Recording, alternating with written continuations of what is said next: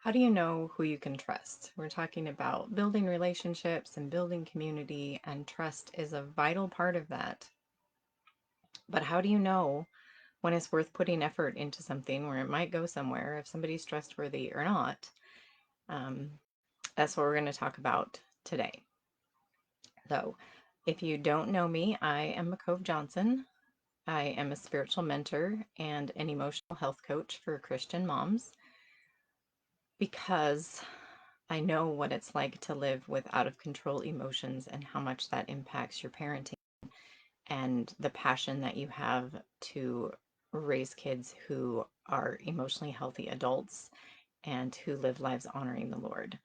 So that is where I come from. And I serve moms through this free group, through the Emotionally Healthy Moms Club membership, through group coaching and one-on-one coaching. So you can reach out to me for help with any of those things. And today we're talking about how to trust. Hi, Brianna. When we were talking about how to trust, the first two things that came to mind of like, how do I evaluate this? How do I navigate this? Is Dr. Henry Cloud talks about if someone is a safe person, they are encouraging you to be you. They're encouraging you to find your gifts, your strengths, your talents. A true friend is encouraging you to work on your weaknesses too. And they're encouraging you to find sources besides themselves for you to find those things and to grow and all of that. A toxic person, someone that you do not want to trust, is doing the opposite. They want to be your only source for affirmation, for provision, for identity, all of that stuff. They're not encouraging you to go out to other people, and they're encouraging you to be who they need you to be, not who God designed you to be. So that's a really simple, not always simple because of our backgrounds. It can be really hard to distinguish, like, are they doing this for my good or are they doing this for their good? But it's something to look at. Like, are they pulling me into themselves and keeping everything focused around them, or are they encourage me to build a community of safe people to support me? Hi, Sabita. I'm glad you could be on.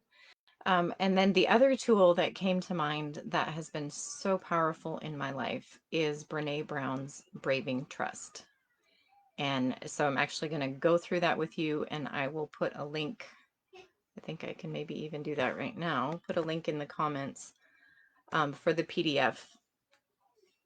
So what Brene Brown does, if you're not familiar, she's a researcher, but she doesn't like set up experiments and see what the results are. She talks to people, thousands and thousands and thousands of people, and interviews them. And then from their common answers and from their feedback, then she pulls out what is true. It's amazing. And when she started looking at trust in relationships, she realized that if we just say, well, I don't trust you, that kind of is like, well, okay, ouch, that hurts, but how can I fix it? What can I do? And so through her research, she broke trust down into 8 different traits. And so it allows us to be very specific and say, in this area, you're not trustworthy, and that's why I don't trust you. And so it gives us a much clearer picture, but it also gives the person that we're in relationship a much clearer picture so that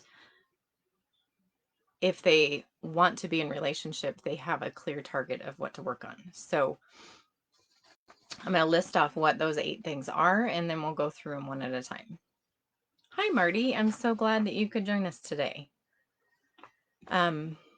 So the elements of trust is braving, boundaries, reliability, accountability, vault, integrity, non-judgment, and generosity. And what I love about this assessment is you can use it in your relationships, but you can also use it in your relationship with yourself. So go through each one. Boundaries. You respect my boundaries, and when you're not clear about what is okay or not okay, you ask, and you're willing to say no. Okay, so we can apply that to relationship with somebody if we're feeling kind of not sure, or if we're just getting to know somebody. Do they respect our boundaries?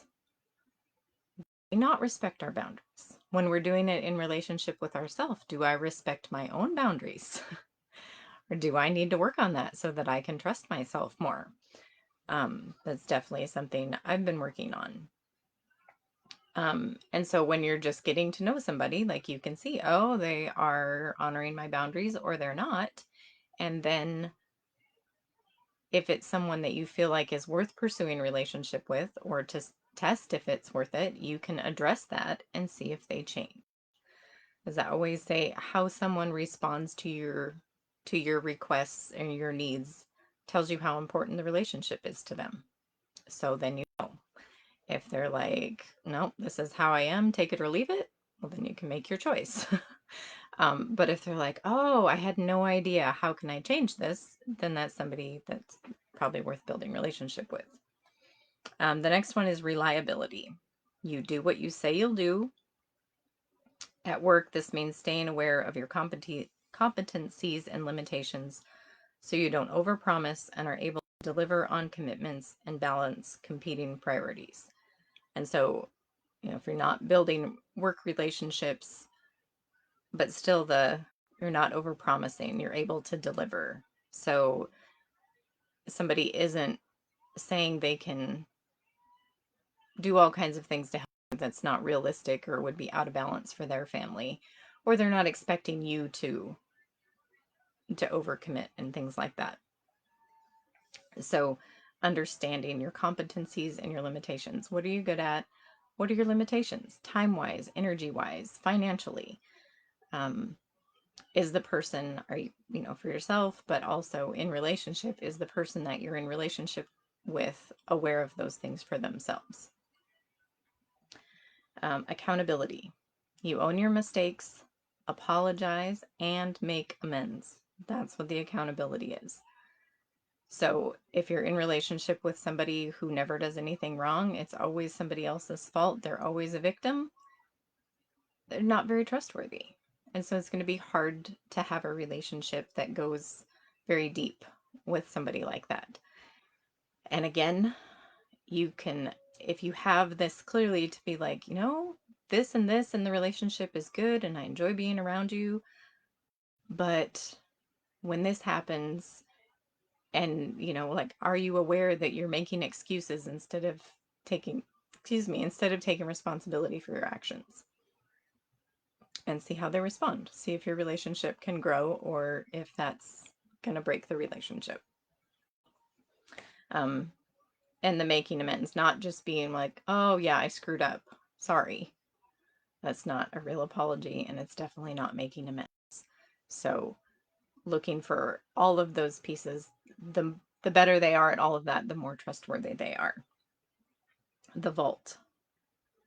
You don't share information or experiences that are not yours to share. I need to know that my confidences are kept and you're not sharing with me any information about other people that should be confidential. So when you're just getting to know somebody, are they telling you things that like it's really not appropriate for you to know? Are they sharing stories that aren't theirs to share?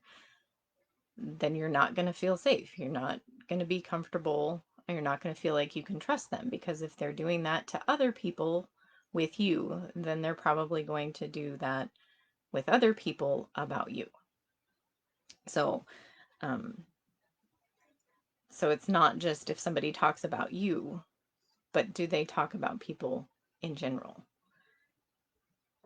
To help you know, okay, I can trust you or I can't. And then to keep in mind as you're getting to know someone too, that you're not sharing things that aren't appropriate for you to share for how well you know them, or stuff about other people that's just plain not yours to share in any situation. Because sometimes we tend to like overshare so we feel connected and try and build that relationship faster, but really it's undermining it. Next is integrity. You choose courage over comfort. You choose what is right over what is fun, fast, or easy. And you choose to practice your values rather than simply professing them. I love this one. I love all of them, but I really love this one. You choose courage over comfort. You choose what is right over what is fun, fast, or easy, and you choose to practice your values rather than simply professing them.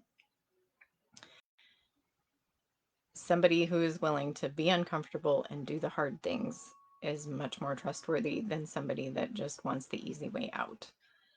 And it's important for those core close people around you to be willing to do that. Like, to take your kids to play at the park with another mom or have a cup of coffee every once in a while. Maybe this doesn't have to be a big thing, but for those inner circle people and people that are going to be pouring into your kids' lives, like, it's important that what they say matches what they do and that they're willing to do the hard stuff. Non-judgment. I can ask for what I need, and you can ask for what you need, and we can talk about how we feel without judgment. This one is so hard for me because I was raised judging everything, especially myself and my needs. So learning to do that without judgment, learning, like we talk about with our emotions, to just accept this is what is. I don't need to judge it, but this is what is, so I can experience it and get the information from it and then make a decision rather than judging the feeling or judging the need. I hope that makes sense. But so if you're around somebody that's always critical and like hearing that judgment of others or of themselves,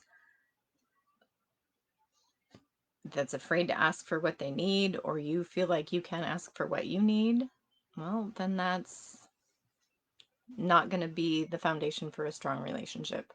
It's something like all of these that you could address and work on if it's somebody that's willing to do that. And then finally is generosity. You extend the most generous interpretation possible to the intentions, words, and actions of others. This is so powerful. So the idea of believing that everyone is doing the best that they can. Not that they can't learn and can't improve, but in the moment with all of the influencing factors, they're doing the best they can. Or, if you're looking back on something that's frustrating or hurtful or whatever, to have that grace to believe that with everything that was going on, they truly did the best they could.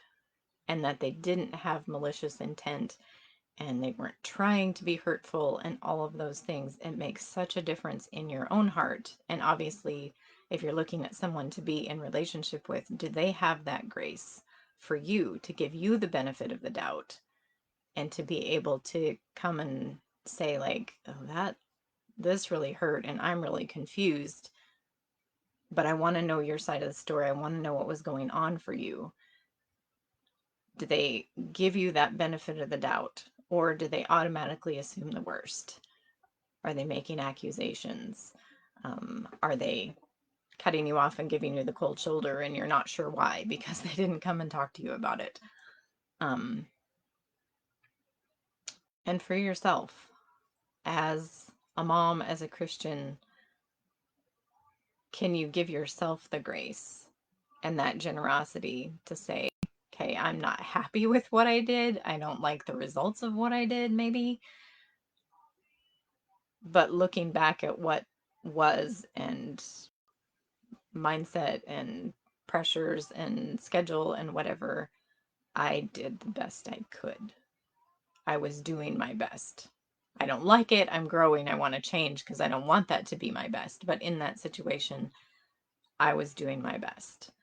Can you do that for yourself? Yes, Marty, give grace. It's so powerful. And it opens that opportunity to communicate. And people are so hard on themselves. It opens the door for God's grace if you're not being hard on them. If you can um, open that up and say, yeah, I believe you were doing your best. And let's look at the pressure you were under. Let's look at what's going on so that we can figure out how you could do better next time. But in this, I believe you were doing the best you could. I believe you weren't trying to hurt me. I believe you weren't trying to make things worse. Um, Having someone like that in relationship, obviously, super powerful and super helpful. So those are the elements of braving trust to be able to go through and look at if, and I put the link for the PDF in. So like if there's a relationship where you're like, I just don't know, go through this inventory and see if you can pinpoint an area that's like, oh, they're not being accountable. Or yeah, the vault is an issue with them. And then decide if you can discuss that with them in a generous way and giving them the benefit of the doubt that they don't know any better or they didn't realize it or whatever, to possibly be able to build those healthy relationships. And excuse me. So that's what I have on how do we know if we can trust people. And then for announcements, we're in the month of June and I don't really have a plan like I intended to, but I'll still be here once a week sharing helpful things with you. And if there's stuff that you want to know about or you feel like I need this right now, let me know so I can address that. Um, and then today was going to be the last day of founding member pricing, but then with Memorial Day, I decided I'm just not going to bother people over their holiday weekend and their family time. So tomorrow is the last day of founding member pricing. If you're still wondering about that, if you have any questions, please reach out to me and ask. If the Lord lays a mom on your heart that's like, oh, she maybe could really use this, I would appreciate that. These principles of braving, like that's part of the community we're building here. It's definitely part of the community we're building in the Emotionally Healthy Moms Club. And just would love to be able to say, welcome to the club. Let's spend some more time together and help you on this journey to emotional health and raising those emotionally healthy adults that are walking with and honoring the Lord. So thanks for being here, and we'll see you around next week. Remember that your healing heals generations.